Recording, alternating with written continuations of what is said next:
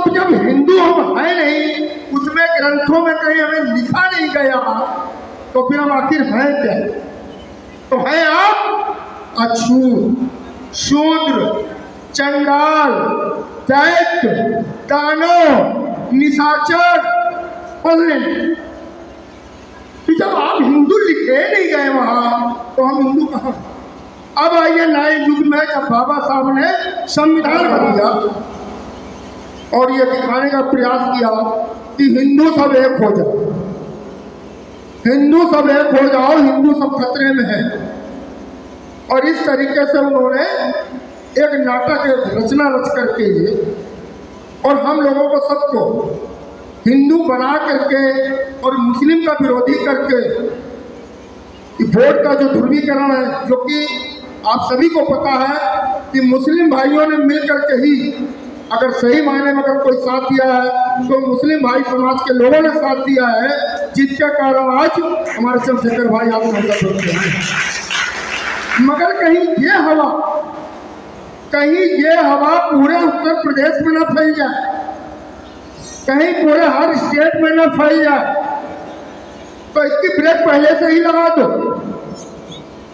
कि जितने भी हमारे ओबीसी, एससी, एसटी, ओबीसी के लोग हैं, इन पे ये बात डाल दो कि भाई मुसलमान सबसे बड़ा अगर कोई देश में दुश्मन है वो मुसलमान यहाँ से पाकिस्तान चला जाए, जिससे कि मुसलमान भाई ने अगर कहीं आजाद समाज पार्टी को सपोर्ट कर दिया या मुस्लिम भाई ओबीसी और एसटी की अगर भाईचारा अगर काम हो गया, तो शायद हम फिर चंद्रशेखर भाई को हम किसी मायने में कहीं से रोक नहीं सकते। इसलिए उन्होंने हिंदू मुस्लिम का कार्ड खेला और हमारे बीच में फैला दिया चर्चा।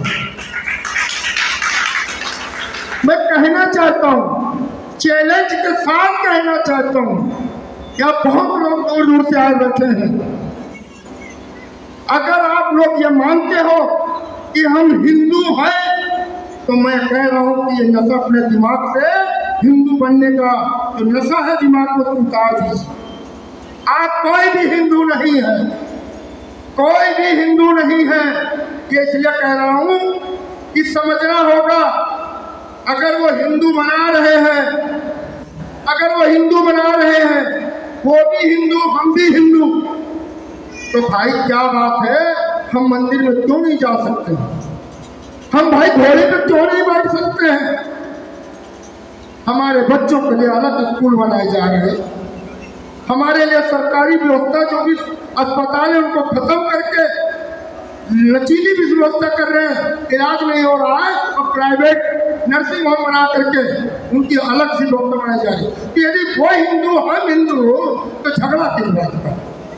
और अगर वो हिंदू हम हिंदू तो वर्ण व्यवस्था किस बात की? जात व्यवस्था किस बात की? भाई हिंदू होने हिंदू होने, क्या हिंदू के नाम से आरक्षण मिला? कोई बता कि मुझे हिंदू के नाम से आरक्षण मिला।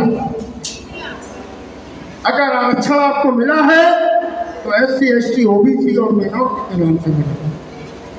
समझना होगा, अगर हम पुरातन में जाते हैं, प्राचीन काल के, चाहे वो महाभारत हो, चाहे वो रामायण का युग रहा हो, चाहे वो विष्णु का अवतार रहा हो, कभी भी किसी में, गीता में, पुराण में, महाभारत में, रामायण में, उपनिषद में, किसी में भी, किसी भी ग्रंथ में किसी शख्स ने भी पढ़ा हो या पढ़ लेना, तो कहीं पर भी आपको हिंदू नाम से नहीं पुकारा, किसी में भी देख लेना।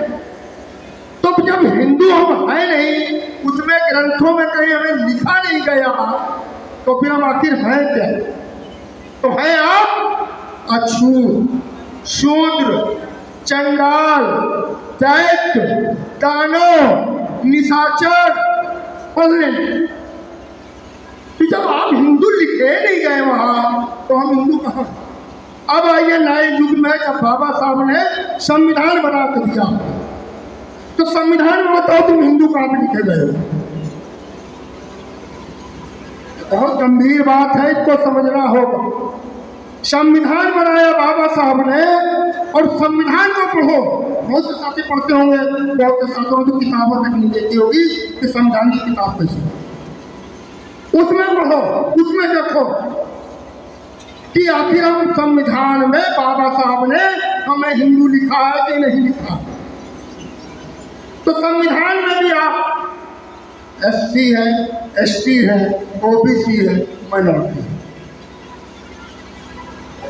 तो जब हम संविधान में भी हिंदू नहीं है तो फिर किस बात का आप लोग हिंदू बने घूम रहे।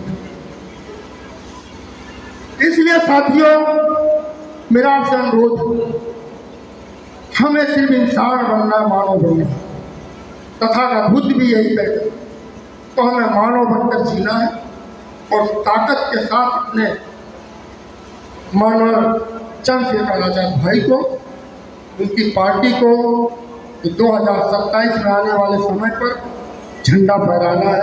इन्हीं के साथ मैं अपनी बात को समाप्त करता हूँ। जय हिंद, नमो बुद्धाय।